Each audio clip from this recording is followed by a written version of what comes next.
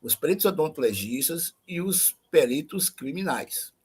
Criminais quais são? São aqueles peritos de local de crime, com formação específica, né, de laboratórios, como é o caso, por exemplo, de biólogos, né, que faz genética forense, DNA, né, laboratórios, farmacêuticos, né, tanto para trabalhar na rua, em local de crime, como pode também trabalhar nos laboratórios, fazendo perícias em droga, constatando que droga é, né, venenos, enfim, né, peritos, engenheiros de diversos tipos de engenharia elétrica, civil, etc., né, contadores, crimes fiscais, peritos de áudio e vídeo, peritos de física, peritos de informática, tá? São várias subdivisões, certo? Perito veterinário, médico legista veterinário, ou perito criminal veterinário, depende da conformação do Estado. No Piauí é um perito criminal veterinário, né? São 2 hoje. Além disso, a própria medicina legal, o próprio médico legista tem divisões, né? Em alguns estados, a psiquiatria forense é um cargo à parte, e em outros é uma especialidade da medicina legal. É o caso, por exemplo, do Piauí. Tá? É uma especialidade da medicina legal, do médico legista, perito médico legista geral ou perito médico legista psiquiatra. Tem também o patologista, perito médico legista patologista, tá? E tem o da antropologia forense, que é esse que eu falei para você, dos cadáveres mais difíceis, né? Então, nós temos essas divisões. A odontologia legal também se ocupa da antropologia forense. E, no caso do perito criminal, tem diversas áreas, inclusive áreas que ainda não estão contempladas em diversas leis, mas que podem ser utilizadas para fazer perícia, né? Isso vai mudando com o tempo, né? E temos os peritos oficiais como um todo. Então, por exemplo, perito do INSS, tem médico perito lá? Tem.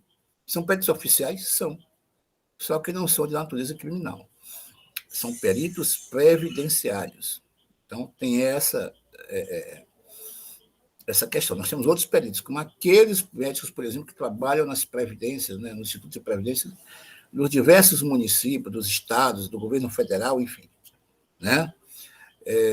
Nós temos outros expertos que, inclusive, a lei remete a eles, né, nas perícias cíveis, para que nomeie e pague, inclusive, né? O Tribunal de Justiça pode manter cadastro atualizado, está na lei, desses expertos para os casos de perícias cíveis, né, em geral. Um exemplo são os professores universitários das diversas áreas, né? Biologia, química, física, né? Médicos, enfim, né? A lei prevê isso, né? Tá? Nós temos aqueles assistentes técnicos, que são os peritos particulares da área criminal, né? Contratados, ou da civil, contratados por uma das partes do processo, ou já fazendo parte da instituição, como o Ministério Público tem assistentes técnicos, né, que são peritos privados que vão ou se contrapor ou não, mas atuar no processo ao mesmo tempo que os peritos oficiais de natureza criminal. Tá? Então, isso é uma ideia bem ampla, assim, do que são esses peritos. Tá? Sigamos. E esses peritos oficiais, a lei, como eu disse, exige que sejam cargos específicos. Então, a lei diz quais os cargos que são peritos, tá? E aprovação em concurso público, né? Mas nós podemos ter os peritos ad hoc ou louvados. São aqueles nomeados onde não tem peritos, tá? Aí está o perito ad hoc, tá? No local que não tem, né? Você pode pegar algum médico lá e nomear. Daí que é o nosso principal problema hoje. Muitas faculdades tiraram medicina legal e a perícia como um todo das suas grades curriculares. Tem muita gente saindo sem essa noção ampla, ou pelo menos razoável, e aí chega no interior, vai nomeado, não sabe o que fazer, como fazer, e é obrigado por lei. Então é algo assim incompreensível, mas há várias faculdades dessa forma. Corpo de delito. Por definição, é o conjunto dos elementos sensíveis de um ato ilícito ou é o conjunto de constituintes da materialidade do delito. Ou seja, é um corpo sobre o qual houve um delito, tá? E que vai se prestar a ser periciado, de forma a nós termos uma prova material. Material é a prova técnica, aquela prova por excelência, imutável. Se eu digo, constato que ferro é ferro, ferro é ferro. A testemunha, às vezes, muda o testemunho. A prova, em geral, não. Pode haver situações de erro, pode. É um pouco comum, mas pode. Aí o papel importante de ter alguém para se contrapor, como é o caso do perito privado, do assistente técnico. Né? Tá certo? Então, a gente, quando pensar em corpo de delito, a gente tem a ideia de pensar sempre no corpo de pessoa. Corpo de delito não é só um corpo de uma pessoa. O corpo de uma pessoa que sofreu um delito é um corpo de delito. Um cadáver é um corpo de delito. Mas um cadáver de um cachorro também é um corpo de delito, se foi feito um delito sobre.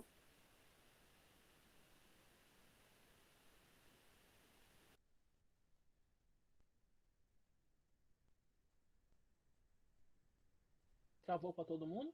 Ou só para mim aqui? As diversas partes dele que caíram. Voltou. Oi? Não, porque eu tinha caído, pessoal. Aí voltou agora. Ah, tá. Sigamos. Tá?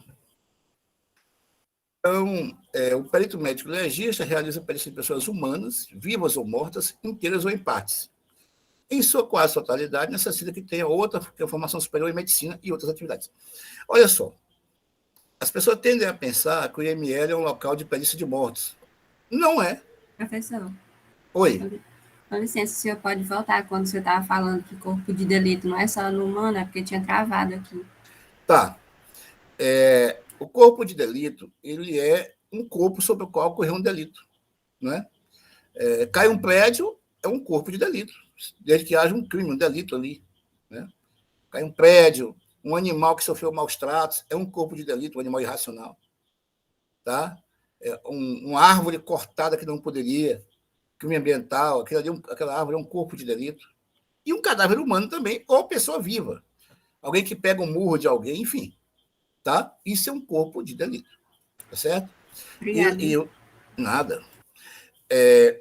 Como eu disse, o médico legista, o IML em si, ele é um local de vivos. 80% a 90% das perícias são em vivos, são lesões corporais, pessoas que levam um murro de alguém, ou vai acidentado, que fratura uma perna, é um monte de gente. Esse pessoal que cai de moto, que bate por aí, vai para os hospitais, eles vão para lá depois para a perícia, em geral, para tentar conseguir o benefício, aquele que é pago para essas pessoas. Eles pegam esse laudo e usam para isso. Ou para processar alguém mesmo. Né? Em alguns casos, há mortes também, claro. Né? As lesões corporais em geral, né? Embriaguez alcoólica, entorpecimento por drogas ilícitas, ou listas mesmo que não pode ser usada, né? Para dirigir, por exemplo. Né? Enfim, é lugar de vivos. Né? Morto é 10%, 15%. Mas o pessoal relaciona muito com morto, mas morto é a minoria. Mas morto também. E o perito criminal, já expliquei, realiza perícia, né, em diversos outros tipos. E quando se fala coisa, se fala até animais irracionais. Eles não têm a personalidade que a pessoa, o ser humano, tem. Mas são sujeitos de direitos. Né? Pode sofrer maus tratos e outras coisas. Tá? O perito odontologista, ele vai atuar nas mesmas coisas que atua o perito médico, só que na área orofacial. Né?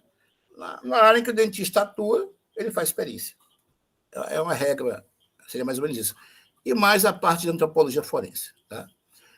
Quando nos é enviado alguma coisa, é enviado com quesitos oficiais. Tá? Essas perguntas têm que vir naquele papelzinho que vem do delegado, que vem do juiz. Tá? Aí tem lá diversos tipos, né? De lesão corporal, de cadavérico, né? De estupro, enfim, de embriaguez alcoólica e outros. Pessoal, e aqui vai já uma situação que eu vejo demais por aí, que eu sempre digo, pelo amor de Deus, não façam isso. Quem requisita não deve fazer a perícia. Ora, se o delegado requisitou, ele assina, ele carimba, correto? Se eu pego a perícia, eu escrevo no mesmo papel que ele, uma linhazinha ali, e carimbo também dizendo que fiz um laudo, isso não é laudo para mim? Eu estou assinando junto com o delegado está fazendo a perícia e você está investigando. Porque eu não sei quem requisitou ou quem fez. Estão os dois carimbados assinados ali. Eu vejo isso direto. O delegado requisita e o médico, que vai nomeado no hospital, vai lá, faz umas 3 linhazinhas, 4, escreve ali e diz que é um laudo. E assina o carimbo. Isso é uma coisa horrível. E ilegal. Eu não sei como as pessoas não percebem isso no dia a dia. Porque, na prática, eu não sei se você não requisitou. Está assinando junto. Não faça isso. Seu laudo é separado. Pega uma folha lá, cabeçalho do hospital, se for nomeado, coloca lá o modelo de laudo, conforme a gente vai ver aqui com o tempo, né, nessas nossas discussões, né, e façam seu laudo, mas não façam isto, tá? Os documentos médicos legais tem os atestados, todo mundo conhece um atestado médico, né, vai, né, se reportar sobre o fato médico, suas consequências, licença, etc., tá? Oficiosos, quando fazem a prova justificativa mais simples, como na ausência à aula ou à prova, né? Administrativo, quando para o serviço público, licença, aposentadoria, etc., a gente manda isso direto para o INSS, né? É um exemplo desse, e judiciários, quando tem interesse da justiça, né? Que aí o juiz é que vai ser o destinatário. Mas a atestado é igual, a finalidade é que é diferente, né? Relatório, que é o laudo mesmo, né? É a descrição mais minuciosa de uma perícia médica a fim de responder à solicitação da autoridade policial ou judiciária frente ao inquérito. Se esse relatório é realizado pelos peritos após suas investigações, chama-se laudo, tá? Se for digitado por um escrivão de polícia civil, ele vai se chamar auto, tá? E se ele for feito por um perito privado, ele se chama parecer, ok? Isso aí são as partes de um laudo, tá? Preâmbulo, em que se coloca quem é quem, data de nascimento, idade, de endereço, não sei o que. Pá. Preâmbulo. Então, isto aqui é um laudo. Você pega uma requisição do delegado e escreve 3, 4 linhas ali, isso não é laudo, minha gente. É uma coisa horrível, né? Se eu fosse delegado, eu voltava todos esses aí. Se eu fosse o juiz, não aceitava nenhum. Eu chamava o perito e pediria para depois e mandar um laudo antes de julgar. Isto não é um laudo. Isso é todo mundo assinando junto. Quem está investigando e quem está produzindo, avaliando a prova material, a prova técnica.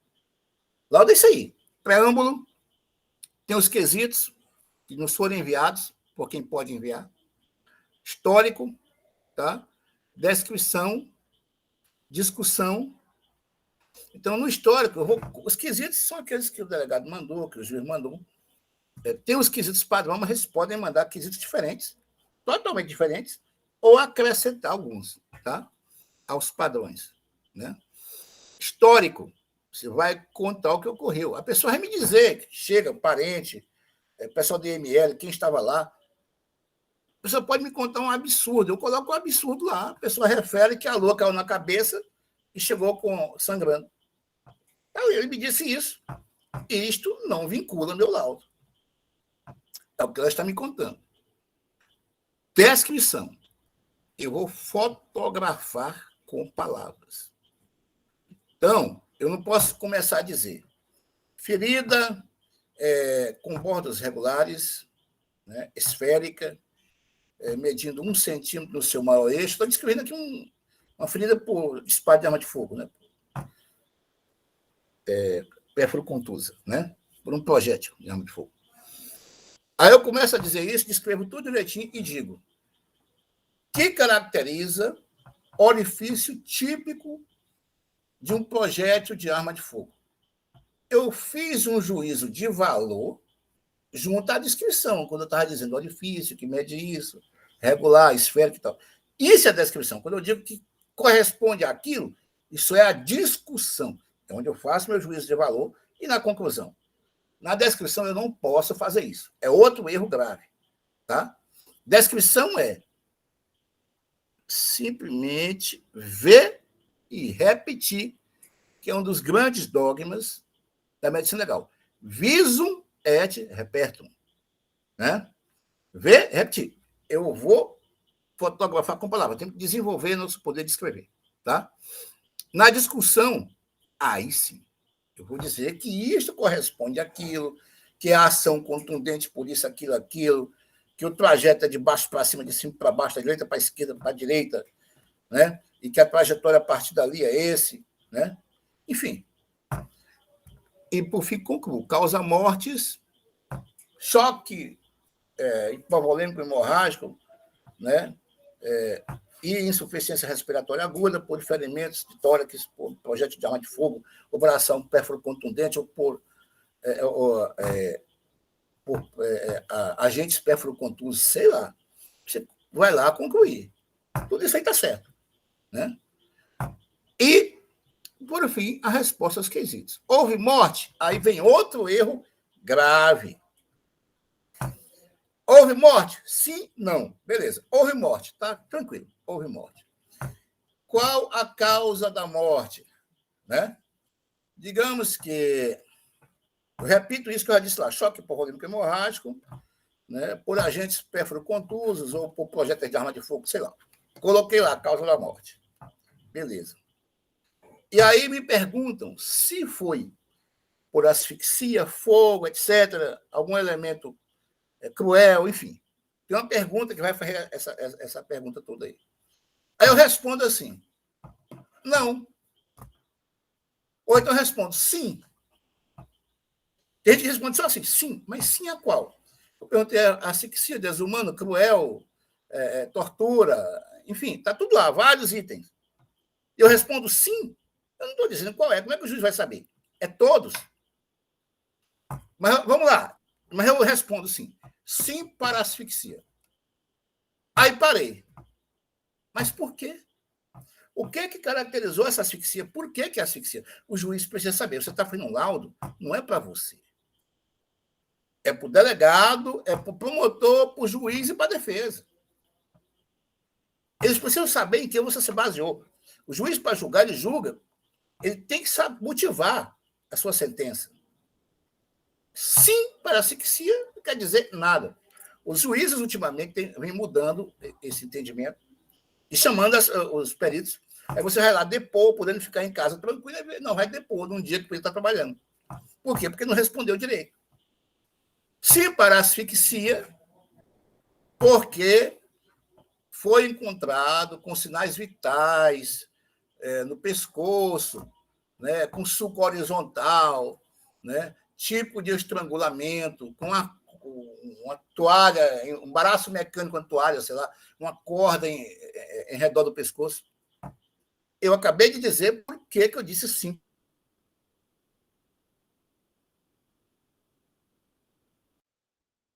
Colocou numa garagem, ligou o cano de descarga do veículo, eu tenho uma asfixia por confinamento por monóxido de carbono. Eu vou dizer por que é. É cruel por quê? Cruel, pessoal. Quando eu digo que é sim para a crueldade, não é aquele sentimento de crueldade normal do ser humano, não. Eu chego para matar o meu desafeto, eu sou de uma gangue, ele é de outra, eu chego, dou 30 disparos aí na cara do cidadão, em qualquer lugar. Isso é cruel? Tende-se a responder os médicos que é. Não é. Ele deu tiro para matar e pronto. Agora, tem coisas que tem tanta crueldade. A crueldade é sofrimento físico desnecessário, né? Para o fim morte. Se eu chego lá para fazer um roubo, entro na casa de alguém, amarro todo mundo, 2 coreanos na cabeça para o camarada me dizer a senha do cofre. Ele me diz. Eu pego lá tudo direitinho. Eu continuo dando coreano na cabeça dele. Aí sim, estou praticando a crueldade. Tá? Aí daqui a pouco começa a arrancar as unhas. Eu estou tanto praticando a crueldade, que é um sofrimento desnecessário para o resultado da morte, como estou também praticando tortura. Que eu estou infligindo o que se chama de intenso sofrimento físico e ou mental. Não é fácil você caracterizar a tortura, porque Você dizer que o sofrimento é intenso, depois que está morto, você vai dizer, ele arrancou as unhas antes ou depois da morte? Você pensa que é fácil? Não é fácil. Hoje, com o protocolo de Istambul, e vai ser objeto de uma aula isso aí, a gente não vai mexer nisso agora com mais profundidade, tá? Mas o protocolo de Istambul, ele propõe, inclusive um protocolo brasileiro de tortura, vocês podem olhar isso na internet depois, né? Ele propõe os quesitos, né, para que a gente tenha mais condição de falar sobre tortura. Porque os quesitos atuais eles não são muito bons para isso, tá? Porque às vezes eu fico em dúvida. Mas lá você vai dizer não que é o que não é, você vai dizer o quê? É consistente com, ou não é consistente, não é perícia de jeito nenhum. É muito consistente, etc. Então você tem, a gente vai ver isso com calma em aulas futuras, tá? Então, isso, vamos ver a resposta aos quesitos, né? A asfixia, ela pode ser uma asfixia em que eu provoco aquela asfixia por querer mesmo, minhas próprias mãos, eu estrangulo, eu suspendo alguém numa corda por enforcamento, mas também eu posso botar a mão na boca e nariz, enfim, a sufocação. Você tem diversos tipos. Nem sempre é fácil caracterizar. Mas lembrar que tem asfixia também, não só isto, e por gases irrespiráveis, que não é fácil para você verificar. Esse é o objeto de aula. Eu pergunto, pela importância desse que passou, se há alguma dúvida nesse momento sobre isso aí. Então, sigamos. Consulta médico-legal. O documento consiste em perguntas que a parte interessada pode fazer no intuito de esclarecer aspectos controversos do lado apresentado pelos peritos. Você pergunta, né? Via juiz, né? Conversa com o delegado, né? Para que esclareça. Parecer, a resposta da consulta médico-legal, né? Em geral, é por outros peritos, né? Privados. Tá? A história da medicina legal, nós vamos muita coisa, nós vamos nos ater especificamente mais à questão brasileira. Tá? Então, a gente vai passar já aqui. Tá? E, desde 1814, já se tem o primeiro documento médico-legal brasileiro. Né? Tá? Neste documento, Gonçalves Gomide, médico e senador do Império, contesta parecer exarado por 2 outros médicos. Isto já era, né, um parecer médico legal, na verdade. Né? Nós temos grandes nomes, né? A Fane Peixoto, que hoje dá nome ao IML do Rio de Janeiro. Né? Nina Rodrigues, que nasceu aqui pertinho de Teresina. Né? Eu não lembro agora se a cidade é Vargem Grande ou é Várzea Grande. Eu acho que é Vargem Grande. Certo? Perto de Coroatá, perto de Chapadinha. Vargem Grande. Vargem Grande. Nina Rodrigues nasceu lá, né? Depois foi para a Bahia, tá? Foi grande nome da medicina legal nacional na Faculdade de Medicina da Bahia, né? Depois também migrou para São Paulo, onde também fez o mesmo trabalho. Nina Rodrigues foi um dos grandes. Tá? Agostinho José de Souza Lima, né? Assuma o ensino prático da disciplina na Faculdade de Medicina do Rio de Janeiro, tá?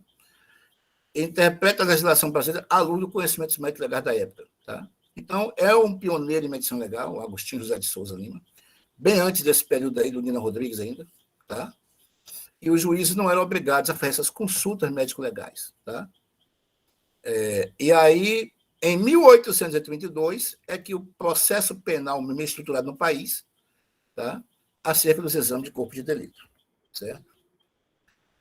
A primeira publicação sobre as ondas do Brasil é de 1835 e relata a necrópsia realizada no regente João Braulio Muniz, que havia morrido, né? E foi pelo cirurgião da família imperial Hércules Otávio Musi. Em 1856, se regulamentou o tratamento legal, através de um decreto, tá? E foi criado o primeiro necrotério do Rio de Janeiro, tá? Um depósito de mortes de Gamboa, usado até então para guardar cadáveres de escravos, indigentes e presidiários. Em 1877, Agostinho José de Souza Lima, em conjunto com seu assistente Borges da Costa, é nomeado consultor da polícia. E, em 1879, é autorizado a ministrar um curso prático de tanatologia forense no necrotério oficial. E que a coisa vai andando devagarinho, né? Em 1891, a disciplina de medicina legal passa a configurar como obrigatória nos cursos de direito do país. Tá? Quem propôs? Rui Barbosa, o grande Rui Barbosa. E aí vem, né, o Nina Rodrigues, o maior professor de medicina legal do século XIX. Olha só o tamanho do cidadão. Né? Há uma outra vertente do Nina Rodrigues, mas que não vem ao caso aqui diretamente no que a gente está falando. Nos livros dele, né, há uma questão também assim que se fala muito da questão de racismo nos livros dele. Né? De fato, a gente tem que analisar a obra de acordo com a conjuntura de sua época. É difícil naquela época que ele viveu você não ter alguma coisa desse tipo, o que não diminui a sua importância na obra médico-legal. Né? Mas tem esse aspecto, vocês que for ler sobre Nina Rodrigues vai ter esse aspecto também. Tá? Foi um grande médico legista, um dos precursores. Tá? E um decreto de 4.864, aliás, o número dele, 4.864, de 1903, tá? Discorre sobre a norma de procedimento de perícia médicas. Tá? Foi considerada avançada, tanto que Lockhart e Lombroso, vocês ouviram falar disso na psiquiatria, né? Apregoavam que foi aceitada a se esperar na norma brasileira. Tá? E os médicos não eram convocados em juízo para apresentar os laudos, embora com uma norma bem interessante. Né? E ante o protesto da Academia Nacional de Medicina e do Instituto dos Advogados do Brasil, o decreto 6.440, de 30 de março de 1907, transformou o dito gabinete em serviço médico legal, sendo nomeada a Afrânio Peixoto como seu primeiro diretor. Aí está a criatura, Afrânio Peixoto, um dos enormes, que hoje dá nome ao IML Central do Rio de Janeiro. Certo? A vigência do Código de Processo Penal de 1941, em vigor até os dias atuais, determina que as penas serão procedidas apenas por peritos oficiais. Mas não é só apenas, né? É por peritos oficiais, mas não havendo esses aos não oficiais. Tá? Em 20 de outubro de 1967, foi fundada a Associação Brasileira de Medicina Legal, que existe até hoje, só que hoje ela se chama Associação Brasileira de Medicina Legal e Perícia Médica. Tá? O tipo de especialista dela é isso, você é especialista em medicina legal e perícia médica. Tá? Sendo hoje a medicina legal reconhecida pelo Conselho Federal de Medicina, pela Associação Médica Brasileira e pela Comissão Nacional de Residência Médica, e de Educação como especialidade médica. Tá? São alguns autores aí, nós temos diversos dele, eu gosto muito do França, né?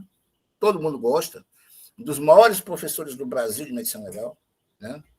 É um grande paraibano, né? Doutor em direito médico também, um dos maiores da América do Sul, das Américas como um todo, né? Um dos grandes precursores com um livro excelente. É um livro grande, mas é bom. Tem doutor Higino, né? Tem Reginaldo Franklin, tem diversos, tem muitos. Né? O doutor Roberto Branco, ele tem vídeos, né? Tem muitos vídeos bons aí na internet que você pode comprar, baratinho. Ele é um ex-médico legista do IML do Rio de Janeiro, tem muita experiência. Depois ele fez concurso para delegado, abandonou o serviço médico legista para ser delegado. E ele também é professor, tá, universitário do Rio de Janeiro. Agora eu não lembro se é o FRJ ou o ERJ, mas é professor de uma das oficiais lá. Então, os debates dele são muito didáticos. Né? Ele não aprofunda demais, ele dá o suficiente para que você entenda. Para quem está começando, é bem interessante. José Roberto Branco. E aí, aquela sinônima de biologia legal, antropologia jurídica, medicina dos tribunais, né? Enfim. Ele já falou sobre isso também, sobre isto. Aí vamos agora para o outro conjunto de slides aqui. Só um minuto.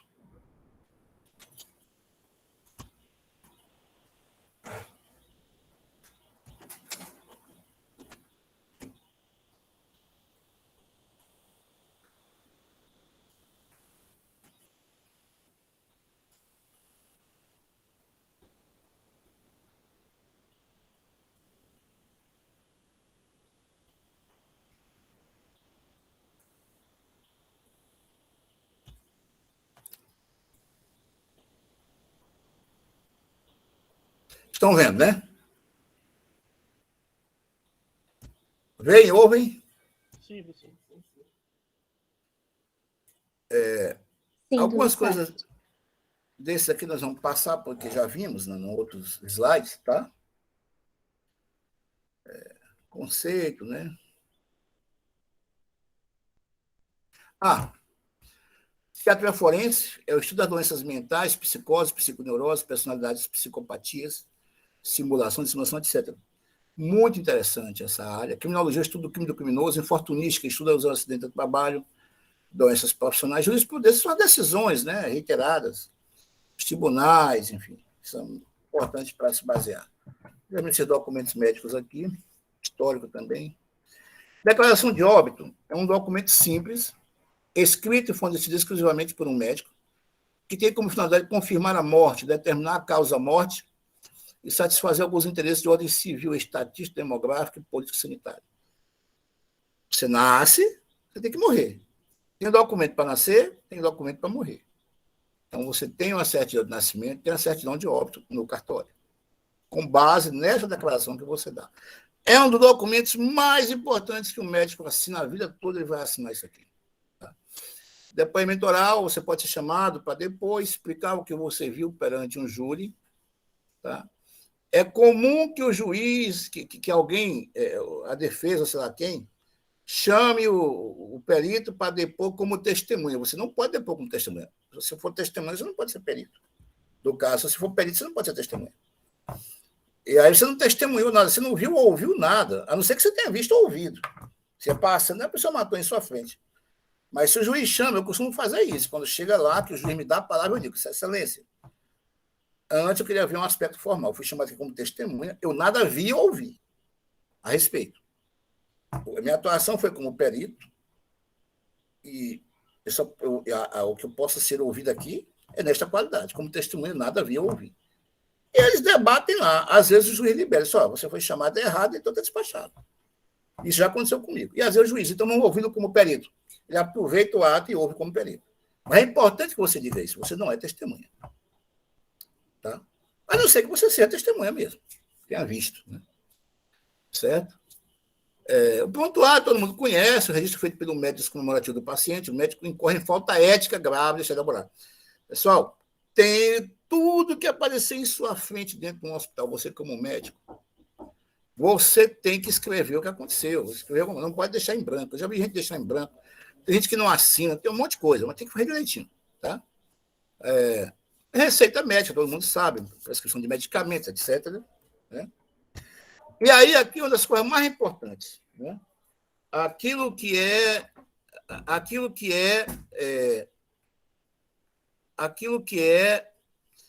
a divisão da medicina legal e do SVO, né, de competência. Só um minutinho, pessoal. Vou demorar aqui mais uma hora, mano. Fala com o Pablo. Então, assim, você tem o IML, que recebe mortes violentas ou suspeitas. Tá? E você tem o SVO, que é o Serviço de Verificação de Óbito. Tá? Para esse vão as mortes naturais ou presumidamente naturais, que não são violentas, nem suspeitas de violência, nem por causa externa. E para o IML vão as violentas, suspeitas de violência por causa externa. Violenta, pegou uma facada, morreu aí. Né? Suspeita de violência. Alguém disse que a esposa deu um copo com suco para beber, bebeu, caiu lá, pá, com dificuldade de respirar. É uma morte suspeita de envenenamento. Certo? Causa externa. Não há suspeita de crime, mas é uma causa que não é natural. Por exemplo, todo mundo viu que a cascavel pulou no camarada e deu um bote lá, o cara morreu disso. A cascavel não é uma criminosa, ela não responde a crime. No entanto, é uma causa externa. Tá? Lembrando que causa externa, que é esse último que eu falei, ela não está no Código Penal, Código de Processo Penal. Causa externa foi colocada para o médico legista por uma resolução do Conselho Federal de Medicina. Tá? Já as mortes naturais ou presumidamente naturais, tá? Elas estão para o SVO, Serviço de Saúde de Óbito, que é mortes e que não há essa suspeita de violência, certo? Aí, no caso, tá? Alguém, todo mundo sabe que a pessoa é cardíaca, toma remédio, vai. De repente ele cai na frente de todo mundo, no meio do centro da cidade. Ou então a casa trancada, sem nenhum sinal de arrombamento, nenhum sinal corporal nele de luta, de qualquer coisa no quarto, arromba a porta para olhar, chega lá dentro, ele está morto há 3 dias, não tem lesão de nada. Isso também é atribuição do SVO, se for mandado para lá, assim ser feito. Mas, em geral, o primeiro serviço de saúde em que esse corpo de morte natural chegar, este médico é obrigado a dar essa declaração de óbito. E eu já vi médicos jurando, brigando, dizendo que não é com ele, porque desconhece a lei. A pior coisa é você dizer, brigar, dizendo que não é com você, porque você ouviu alguém dizer que não é e acreditou. Está arriscado a sofrer uma sanção legal aí, sem saber nem o que estavam fazendo. Não digam aquilo que vocês não leram, não viram, não constataram. E eu já vi isso várias vezes, certo? É você mesmo. O SAMU foi lá, ele tem que dar. Não, o SAMU vai lá, constata. Quem dá a declaração de óbito é o primeiro serviço de saúde onde chegar. Mas eu não sei de que morreu, eu tenho medo aí de ser outra coisa. Se não há sinais de violência, tá? Que comprove, você coloca morte súbita. O CFM já disse isso na resolução. Ou causa indeterminada. Não tem problema nenhum, certo? Agora, se você quer investigar por outro motivo, quer saber mesmo porque foi e tal, você manda para o SVO com um relatório. Agora não manda de boca, porque é proibido mandar só de boca. Isso está escrito também em resolução do próprio Conselho Federal de Medicina, né? E ele pode fazer essas resoluções baseadas na Lei 3.268, que é a lei que institui o CFM e os CRMs no Brasil. Tá? Então, você tem que mandar relatório, ligar para alguém. Não pode, vai lá e pronto. Hoje a gente faz muita coisa errada desse tipo. Tá? Então, é isso. Tá? SVO, mortes natural, hospital, morte e SVO. Natural ou presumidamente natural. Tá? Aquela história que se dizia antes, não, eu não vi que ele morreu, ele pode ser envenenado. Se for assim, todo mundo é envenenado. É possivelmente envenenado. Não. Você tem que ter alguma fundamentação para ter essa suspeita. Até porque, se você tem a suspeita de envenenamento, você tem que comunicar ao delegado. E não esqueça que se eu estou comunicando algo que não é crime, eu posso sair incorrendo numa falsa comunicação de crime. Tu tem que ter cuidado com esse negócio aí.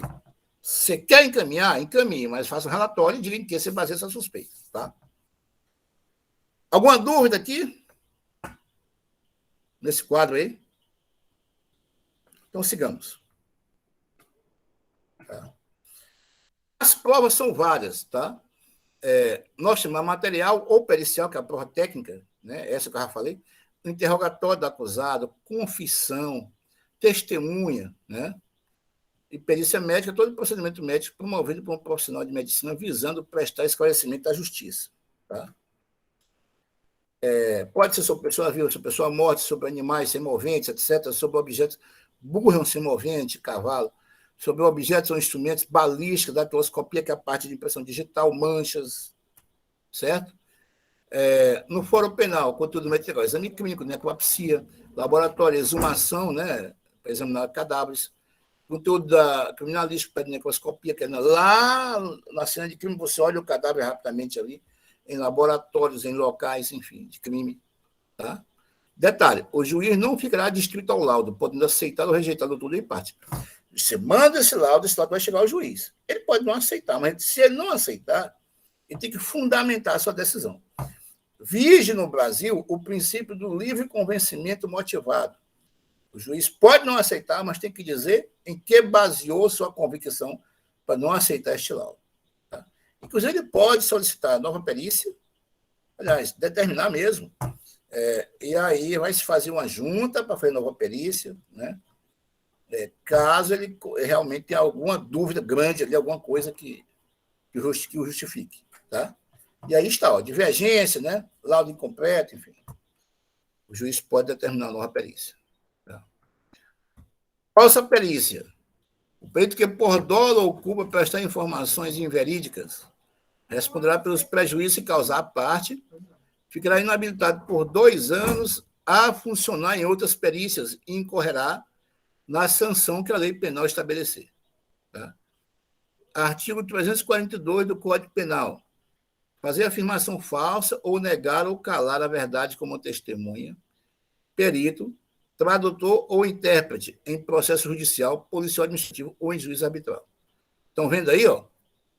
Cuidado com isso aí. Se você não souber, não diga que sabe. A aceitação da perícia é obrigatória no Fórum Criminal, é optativa no Fórum Civil. O juiz pergunta se você quer fazer a perícia, normalmente é pago, você aceita e lhe pagam, né? E você faz um auto, tá? No civil. Isso aqui a gente já falou sobre isso demais aqui. Aqui está o capítulo, o título 7 das provas, né? Certo? Que vai até o artigo 184, vocês leiam isso aí, é muito importante, tá? Mas alguma dúvida até aqui? Então vamos seguir.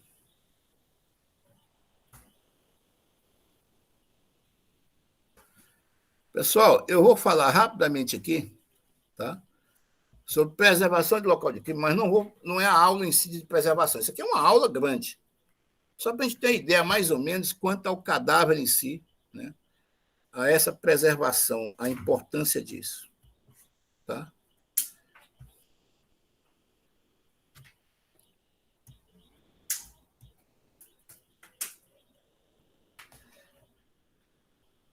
Então, todo local de crime, se souber que alguém está morto, que há uma suspeita, que chegar a seus ouvidos, você tem que providenciar para que se preserve, para que não haja contaminação da prova, perda de vestígios. E se você vai mandar para o IML, porque descobriu algo que chegou para você como provável morte natural, e chegando lá, é uma provável morte violenta ou suspeita, você tem que ter cuidado.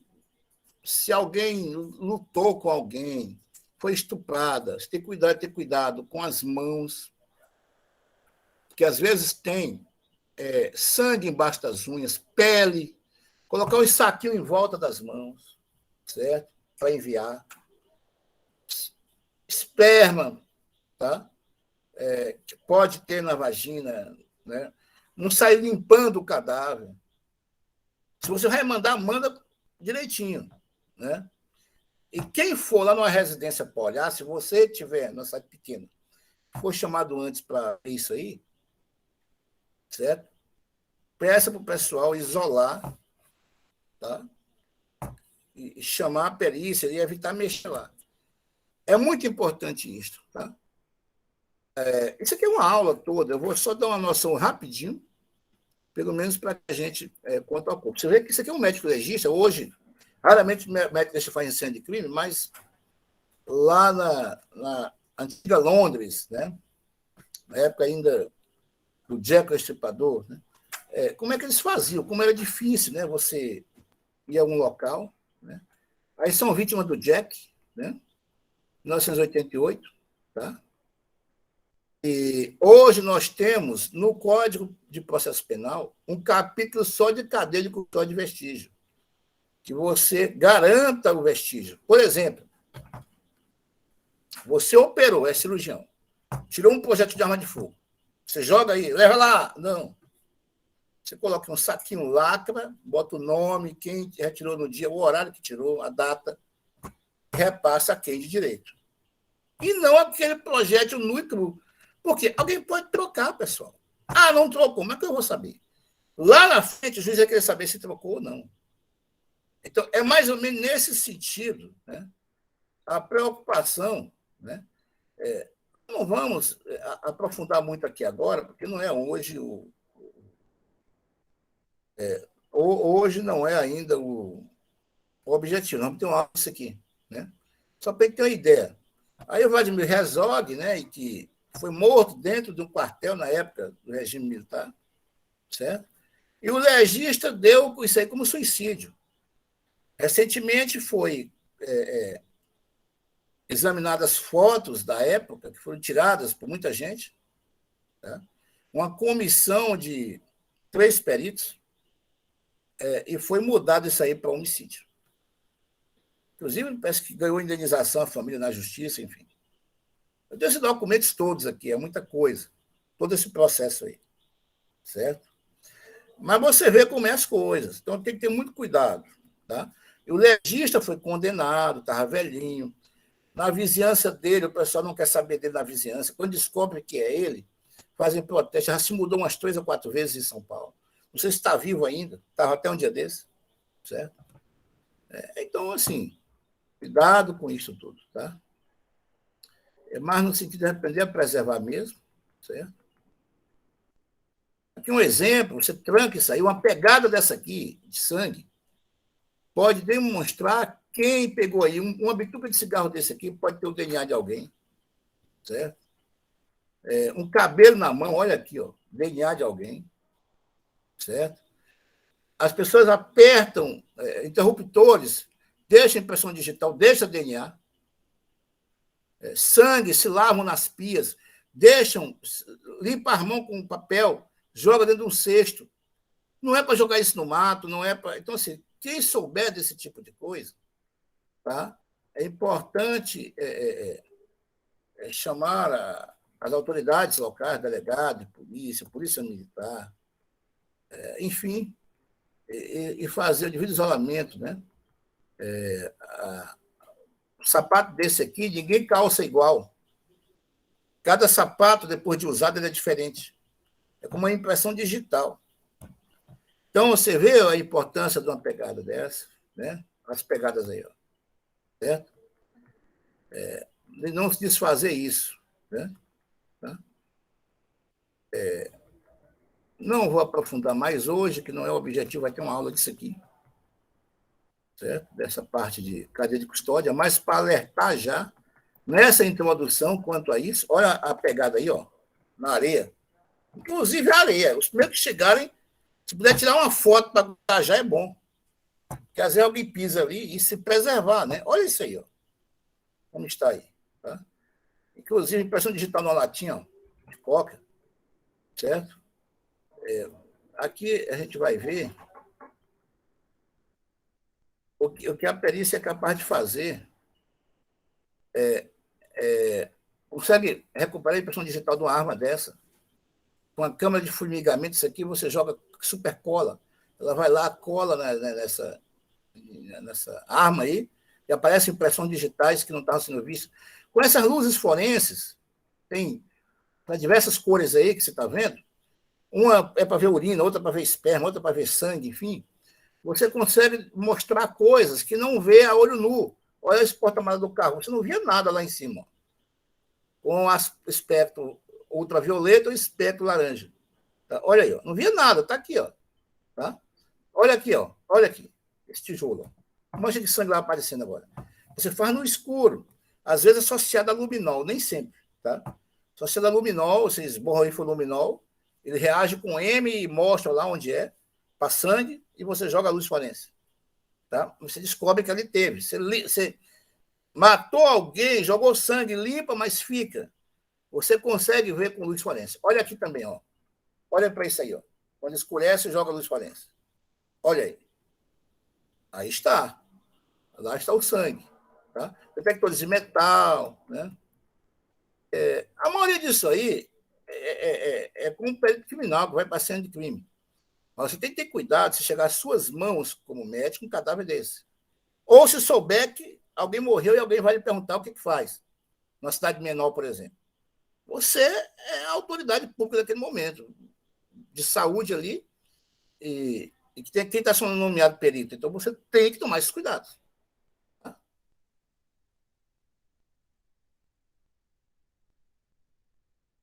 É quando eu falei aqui dos saquinhos, ó, lacrado. Né?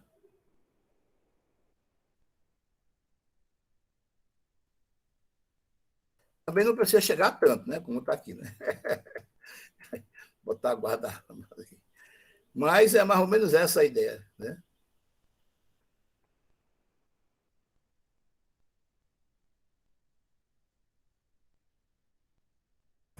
Alguma dúvida aqui?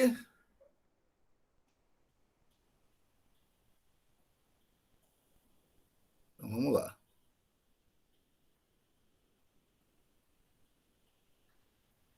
Vamos ver mais alguns aspectos aqui importantes.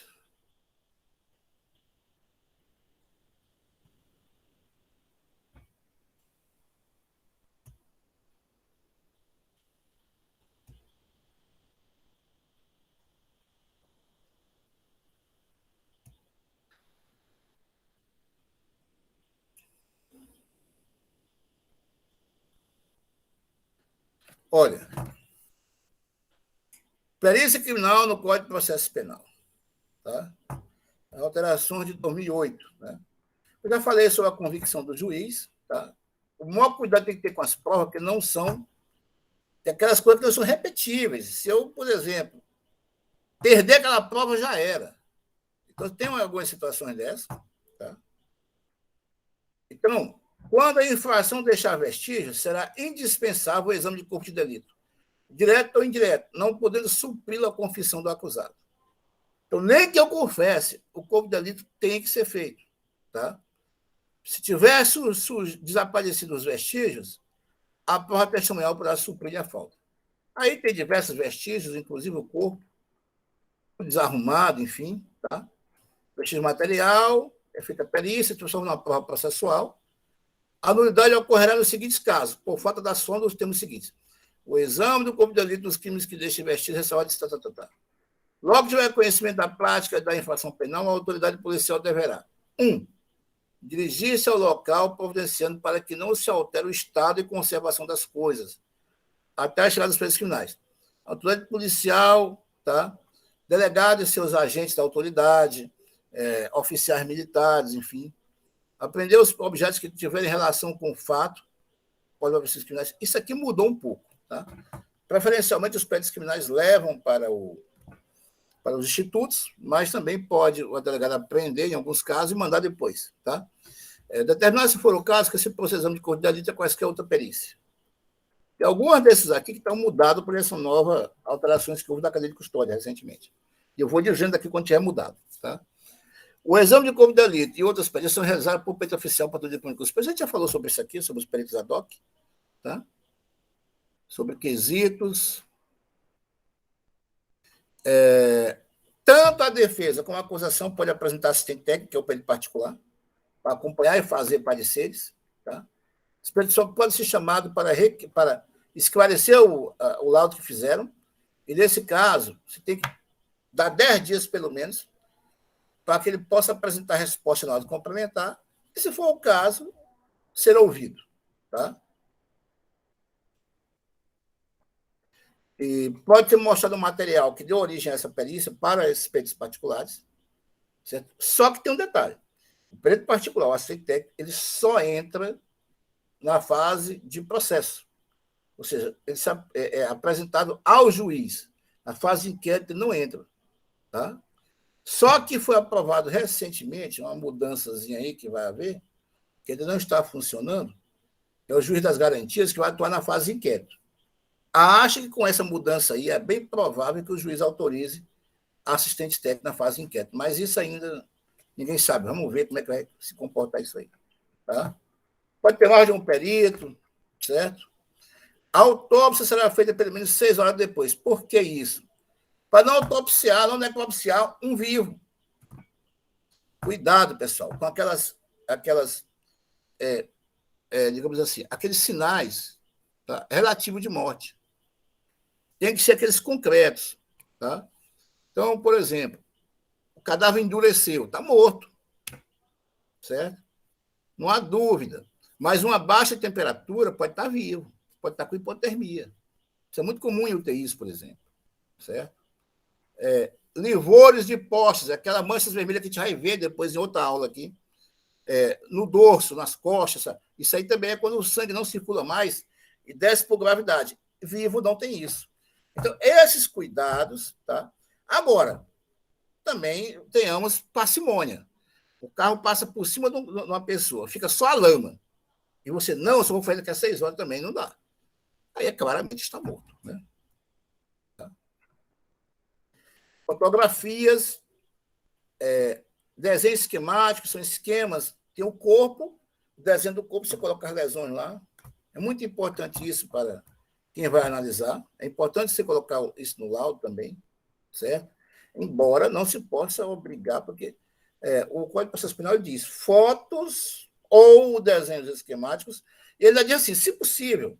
O se possível é muita coisa. Tem máquina fotográfica à disposição? Não tem. Hoje todo mundo tem um celular bom na mão, né? Enfim, mas é importante, eu acho, eu sempre fotografo. Tá? Há exemplos de morte, as mais diversas, né? Não vou entrar mais em detalhes, porque cada uma dessas aí é uma aula, alguma coisa. Tá? E se houver alguma alteração que alterou o cadáver ou alterou a prova, o perito tem que dizer isso no laudo. Tá?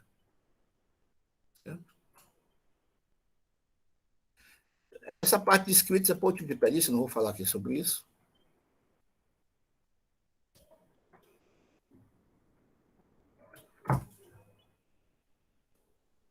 Dúvidas aqui? Então, sigamos. Não, doutor. Sigamos. Pessoal, o link vai ficar disponível até o final da aula. Tudo bem? Quem estiver participando do processo seletivo pode estar preenchendo. Ok.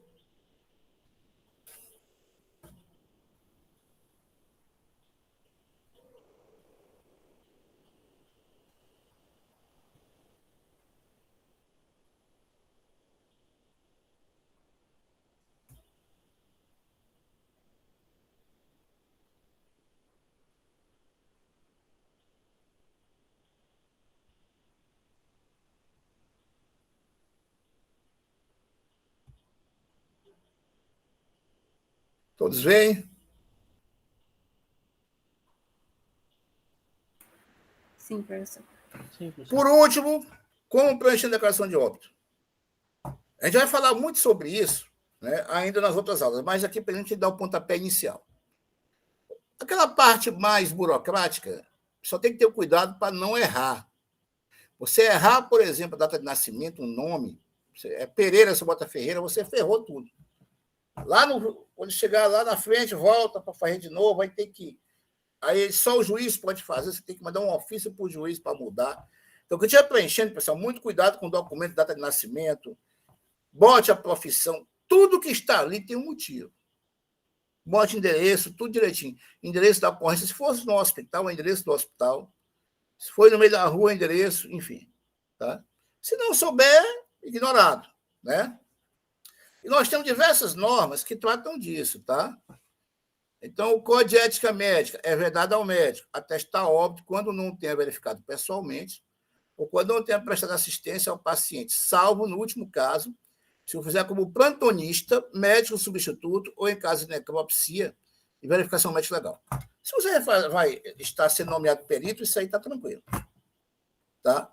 Ou se você verificou a morte. Cuidado, alguém chegar e dizer, morreu alguém, como já aconteceu, um dia desse, um colega me ligou, que tinha uma enfermeira no hospital, no sul do Maranhão aí, pressionando o mesmo para assinar um óbito da pessoa que está enterrada há uma semana. Não faça um negócio desse. Eu disse, faça para você ver. E neste caso, inclusive, o próprio delegado também estava pressionando ele.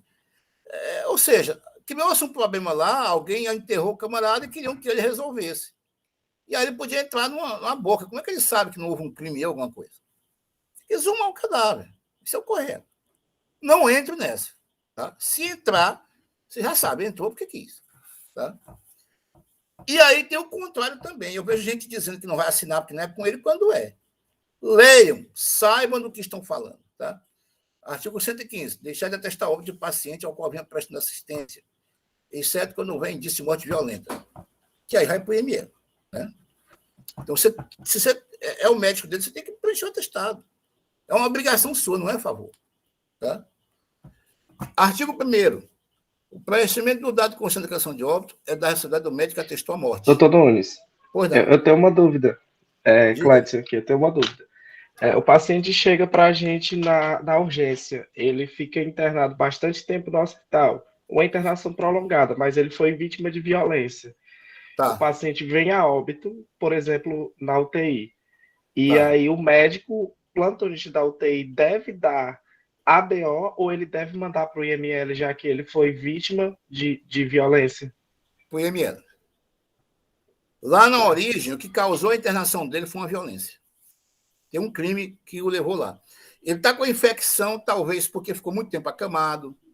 Ele está com ciência respiratória porque os músculos atrofiaram, porque ficou muito tempo lá em ventilação mecânica. Por quê? Porque pegou um tiro e ficou deitado. Está entendendo? No fim das contas, a maior parte das alterações que ele teve foi consequência daquela violência inicial. Então, nesses casos, você passa por ele. Ok? Tá certo. Obrigado. Nada. Morte natural. Morte sem assistência médica. Na localidade com serviço de verificação de óbito, a declaração de óbito deve ser feita pelo médico do SBO. Isto, na verdade, só tem Teresina no Piauí. Só tem Teresina. Então, você vai fazer em qualquer lugar que você tiver. Teresina tem. Tá? Você chamou SBO. Na localidade, isso quando não tem assistência médica. Está morto lá em casa. A gente morreu lá dentro do hospital, é com os médicos do hospital. Na localidade sem SVO, a declaração de óbito vai ser fornecida pelos médicos do serviço público de saúde mais próximo do local onde ocorreu o evento. Não é só ausência por qualquer médico da localidade. Então, se chegar em você, é você. Eu já vi gente jurando que não era com ele, e não conhecia a norma. Então, o conselho que eu dou para vocês é, não conhece, leia. Você botar no Google, resolução CFM, não sei o quê, você vai achar. É uma pesquisa simples no Google. Tá? 2. Morte com assistência médica. A declaração de óbito deverá ser fornecida sempre que possível pelo médico que venha prestando assistência ao paciente. B. A declaração de óbito do paciente internado sob regime hospitalar deverá ser fornecida pelo médico assistente e, na sua falta, por médico substituto pertencente à instituição. Claro, eu estou falando de morte não violenta. Violenta já bifurca. Violenta suspeita e IML. Natural ou presumidamente natural, que é com o médico da saúde. A declaração de óbito do paciente em tratamento sob regime ambulatorial deverá ser fornecida por médico designado pela instituição que prestava assistência ou pelo CVO. D. A declaração de óbito do paciente em tratamento sob regime domiciliar, PSF, internação domiciliar e outros, deverá ser fornecida pelo médico pertencente ao programa ao qual o paciente estava cadastrado, ou pelo SVO, caso o médico não consiga correlacionar o óbito com o quadro clínico concernente ao acompanhamento do paciente. Você vê que é uma forma de bolo, tudo isso está lá. Ó. Mortes violentas ou não naturais. A declaração de óbito deverá ser obrigatoriamente ser fornecida pelos serviços médicos legais. Parágrafo único. Na prática, existe apenas um médico, este é o responsável. Aí não tem jeito. Se for um caso complexo, você pede para mandar para o IML, mas aí você justifica. Tá? Essa é uma portaria do Ministério da Saúde, tá? Que cria a rede de SVOs, tá? Certo? Que realiza necrópsia de morte natural, certo? E deveria transferir aos IML os casos confirmados suspeito de morte por causas externas, né? Tem a portaria do Ministério da Saúde, certo? A Lei dos Registros Públicos, Lei 6.015, de 73. Tá? Artigo 77. Nenhum sepultamento será feito sem certidão do oficial de registro do lugar do falecimento ou do lugar de residência do decujus, quando o falecimento ocorrer em local diverso do seu domicílio, extraída após a lavratura do assento de óbito, em vista do atestado do médico, se houver lugar, ou em caso contrário de duas pessoas qualificadas que tiverem presenciado aquela morte. Tem que ter certidão de óbito. Como eu digo, você não pode enterrar alguém pronto, foi o que fizeram nesse caso que eu lhe disse aí. Tá? Antes de proceder ao assento de óbito de criança de menos de 1 ano, o oficial verificará se houve registro de nascimento. Você não pode morrer sem nascer, e é muito comum, às vezes, não estar registrado. Então, registra-se o nascimento e registra a morte. Tá? A cremação de cadáver somente será feita daquele que houver manifestado a vontade de ser incinerado, ou no interesse da saúde pública, e se o atestado de óbito houver sido firmado por 2 médicos ou por um médico legista, e no caso de morte violenta, depois autorizada pela autoridade judiciária. Nesse caso aqui, o legista em morte violenta diz que nada, não há mais perícia a fazer, ele declara isso, tá? E ele faz a declaração de óbito e é enviado ao juiz, que este é que autoriza a cremação. Tem que saber dessas coisas, tá? Resolução, a questão do médico intervencionista, tá? Aí tem que alterar, tal. O médico intervencionista, quando é envolvido em atendimento que resulta em óbito de suposta causa violenta ou não natural, isso aí é IML, não tem o que discutir. Em caso de atendimento a paciente que resulte em morte natural, com sem assistência médica ou óbito fetal, que estiver envolvido, o médico intervencionista deverá observar o disposto na resolução. O que é que dispõe essa resolução? tá? Dispõe que ele deve levar ao serviço de saúde público mais próximo. É o caso do médico do SAMU, da UTI móvel. E o colega que estiver lá não pode se negar a fazer, não. Tá? Caso de Covid-19, tá? Causa de morte, doença ou estado mórbido ou lesões que produziram a morte, ou contribuíram para ela, e as circunstâncias do acidente ou da violência. Causa básica de morte, o óbito geralmente não é consequência de um evento único, eventos concatenados. E quem inicia a cadeia de eventos mórbidos é a causa básica. Tá? E tem as causas intermediárias e a terminal, que é a última. Né? E outras condições. Tá? Preenchimento da DO, informação de prontuário está aqui. Causa imediata ou terminal lá em cima. Ó. Outras causas e a causa básica lá no D. Ó. É de baixo para cima. A última lá em cima. Tá? Vou dar um exemplo aqui. Lá em cima, hipóxia. Tá? Lá embaixo, a seguir aí da hipóxia, né? Asfixia mecânica. Lá embaixo, enforcamento. Dando um exemplo aqui, né? Aí aqui embaixo você coloca, não é obrigado a ter 4 não, viu, pessoal? Pode ser 3, 2, pode ser até uma. Traumatismo crânioencefálico, pronto, você botar só isso, está resolvido. Você botar lá em cima, hipertensão intracraniana, edema encefálico embaixo, traumatismo crânioencefálico, embaixo, acidente de trânsito, problema nenhum.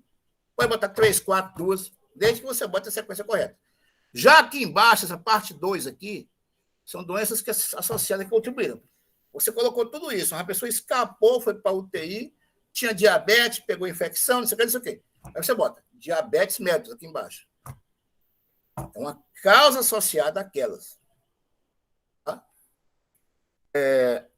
No caso do Covid, você tem a comprovação do Covid, você bota Covid. Aí, e outras doenças aqui embaixo que contribuíram. Aí nós temos um problema aqui. Por quê? Para nós médicos, a gente faz um diagnóstico nosológico, tá? Diagnóstico sindrômico por vários sintomas e sinais que convergem. E havia aí, e há ainda, secretário de saúde por aí, municipais, etc., exigindo que você só bote Covid quando você comprovar Covid, com exame. Ora, você pode ter falso negativo, falso positivo. Não entrem nessa. Sejam médicos. Tem sinais e sintomas de Covid? Covid. Mas tudo indica que é Covid, mas você não está com a certeza assim, razoável. Aí você tem a maneira. Eu vou mostrar aqui mais à frente. Tá? Aqui um exemplo. Doença respiratória aguda, que foi como ele morreu, insuficiência respiratória aguda, é a causa da Covid-19. Tem outras doenças que contribuíram. DPOC, doença cardíaca hipertensiva. Tá? Há um caso aqui que você não sabe se é Covid ou não. Insuficiência respiratória, esclarecer, aguardando exames laboratoriais, suave, nasofaringe. Quando isso chegar, aí manda um ofício para o juiz para mudar a causa. Se você tiver muita dúvida, é isso aí. Tá? Aqui embaixo, outras causas que contribuíram. Tá? Basicamente isto aqui. Né? E quando você não souber, de jeito nenhum, investigou tudo que você podia, não sabe que morreu, ou é morte por causa determinada, ou se chegou morto no hospital. Mas você vê que é morte natural, mas não sabe o que é, você pode botar morte por causa determinada ou morte súbita. Que é uma resolução do CFM que diz isso também, morte súbita. Não tem problema nenhum legal com você.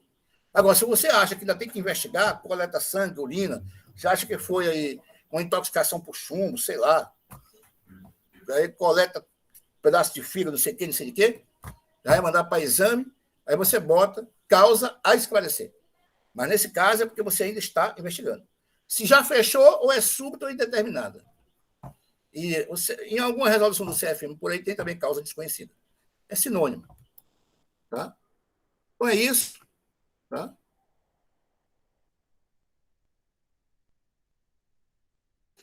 Evitar necrópsia em Covid, porque você tende a pegar ou a pegar em alguém, seus auxiliares.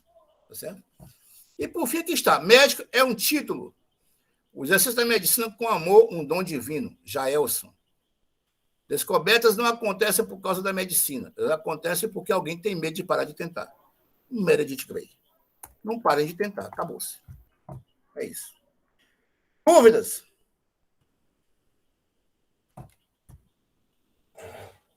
Senhores e senhoras? Não. Excelente, Oi. doutor. Doutor Nunes? Oi.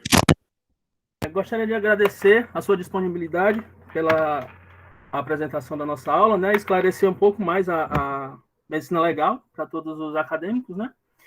E vai ser um prazer contar com a presença de todos os candidatos na prova de amanhã.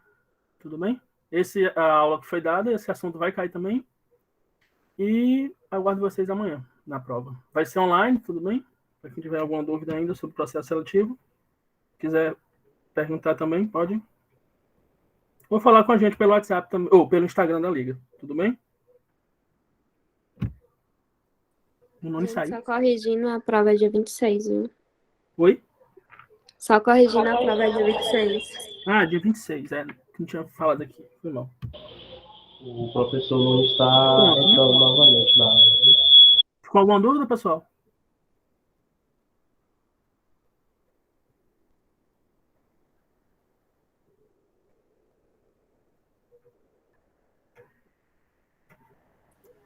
Bem, eu tinha caído aí. Ah, sim. Ouvindo bem aí, né? Foi. Alguma dúvida, alguma pergunta? Eu acho que não, professor. A gente já falou aqui, eu expliquei um pouco sobre o processo seletivo para eles. Tá. E agradecer ao senhor, eu acho que não sei se o senhor chegou a ouvir, mas porque caiu. Não, Agradecer não. a disponibilidade do senhor de esclarecer para a gente, né? Toda a medicina legal que já está meio que de escanteio aí, né? E a gente vai sair, muitos vão sair sem ter uma noção dessa grande área que a gente pode estar atuando, né? E todos vão praticar, não tem ponto de correr, não. Certo? Inclusive, né, as faculdades públicas não fizeram isso. Algumas privadas que, acho que para cortar alguma coisa, economizar, não sei por que isso aí, vieram com essa ideia, mas isso é uma péssima ideia. Né? Se deixa descoberto todo mundo quanto a uma matéria que não tem ponto de correr, todo mundo vai praticar. Eu fui nomeado muito tempo no interior, quando eu comecei a trabalhar. Me obriguei a comprar livro, estudar, e é porque na época eu paguei medicina legal. Mas não pratiquei, as aulas não eram tão assim. Hoje a gente tem mais recursos para dar aula. Né? Mas, enfim, de qualquer forma, se não houver dúvidas, né, a gente considera que há dívidas a partir de então. Né? Não há dúvidas, há dívidas sociais. Ok? E até a próxima. A gente vai fazer aquela programação que eu fiquei de fazer para vocês. Eu devia ter apresentado já até hoje, mas daqui para, no máximo, 2 dias aí, eu estou apresentando para a MEP. Viu? Tudo direitinho. Tá certo?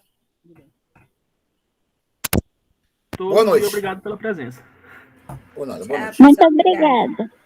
Boa noite. Boa noite. Boa noite.